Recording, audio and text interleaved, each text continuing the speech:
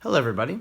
Today I'm going to take you through a brief flip through of this Miniature Wargames Magazine. It's the November 2020 issue, number 451. And I mentioned previously that I did pick it up because it came with this lovely Barnabatti model for Carnaval by TTCombat, and that's the main reason I picked it up. I probably would not have picked it up otherwise, but hey, when there's an exclusive figure that I can use for a game that I'm painting for and hopefully going to play lots of in the future, I'm going to pick it up. So anyway, this is Miniature Wargames Magazine, and they call it the magazine for all war games. Or is it war gamers? I think it's war gamers.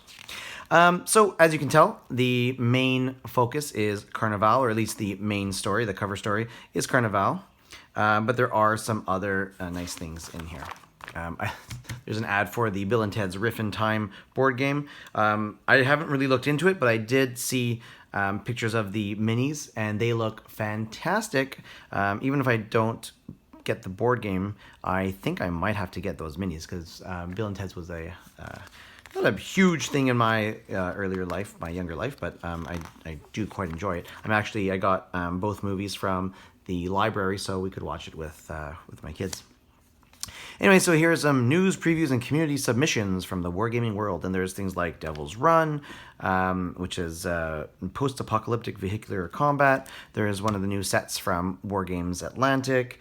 There's even a little image of one of the models from Model Box. It's like a zombie astronaut, which looks really, really cool. Ads throughout. Here's one from Deep Cut Studios.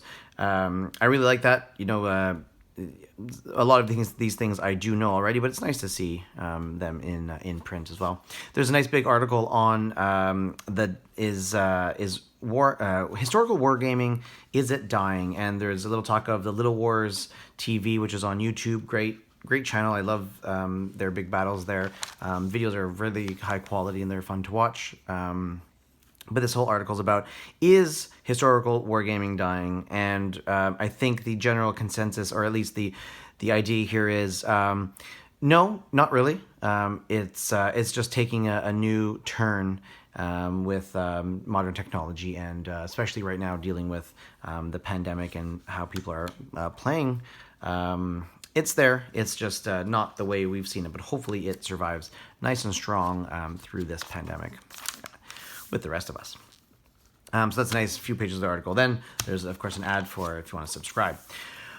Here we go. Carnaval. So this is a nice run through of Carnaval. If you don't know the game, this has a lot of great information and tells you about the different factions that are in it. That's really cool, very helpful. Because I already have already bought into it, and I keep buying more. This isn't as useful, but it is a nice little kind of like little interview questions with I believe it's Lewis Clark, who is one of the main guys at TTCombat. Then there's a scenario called The Proving Ground. So, you know, always having a scenario, always good. Very cool.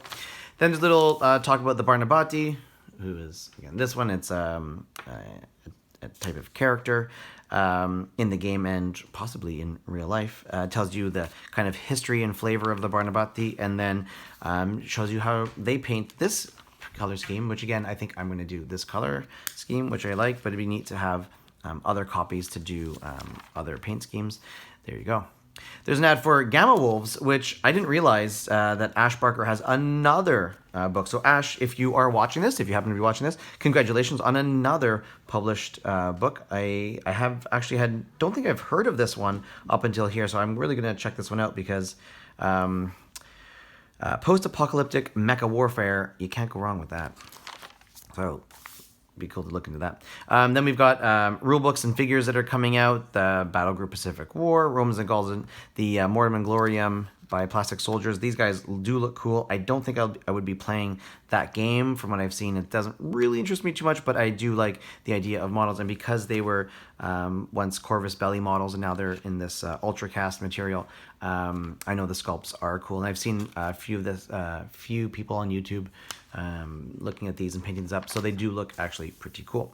A few other things that are they're talking about here is the Fish Folk. So that's from Crooked Dice, And I've always been interested in the brigade models things. There's ships, especially the aeronefs, like the flying boats. Those are cool. There's part 2 of a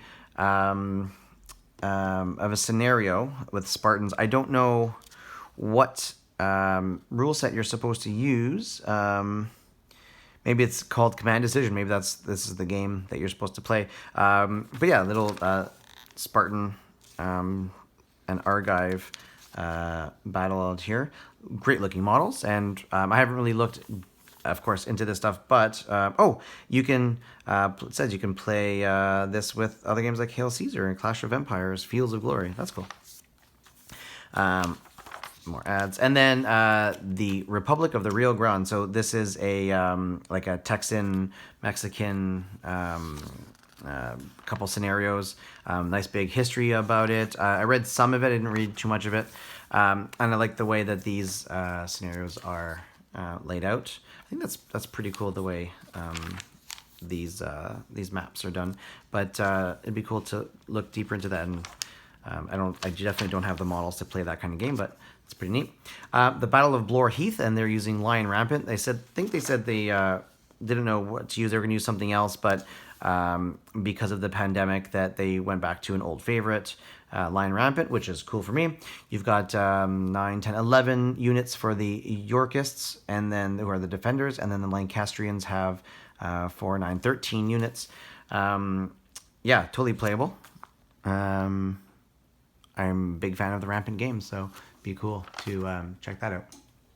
Anyway, after that one, you've got Aliens. So this is looking at playing some Aliens games with some old toys and old models that you can't find anymore. But it does mention that you can now get models from the Protos Games AVP game. There's also the new Gale Force 9 game that's coming out, which I've been looking into as well because I need Marines and Aliens models. I never picked up the AVP by Protos Games, but I think I really should pick up some of these at some point because Aliens, I'm a big fan of the franchise, especially the older movies. The AVP stuff, not so much, but definitely the old Aliens movies, even Alien 3.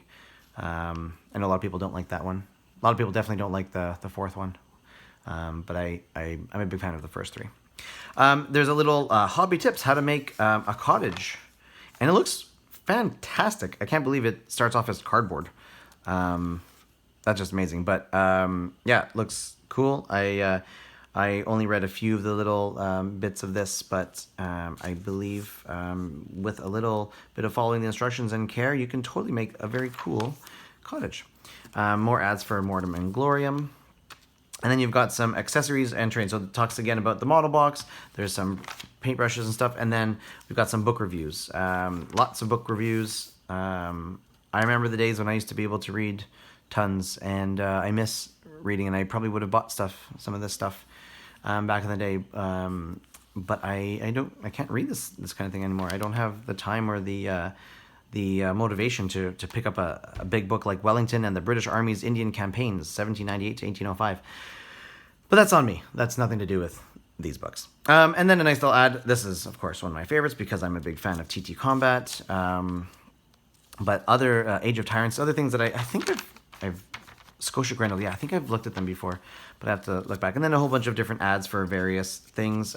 What's coming up in the next issue? This does interest me because I would like to play into the American Civil War at some point. Oathmark Historical, wicked. Runestones.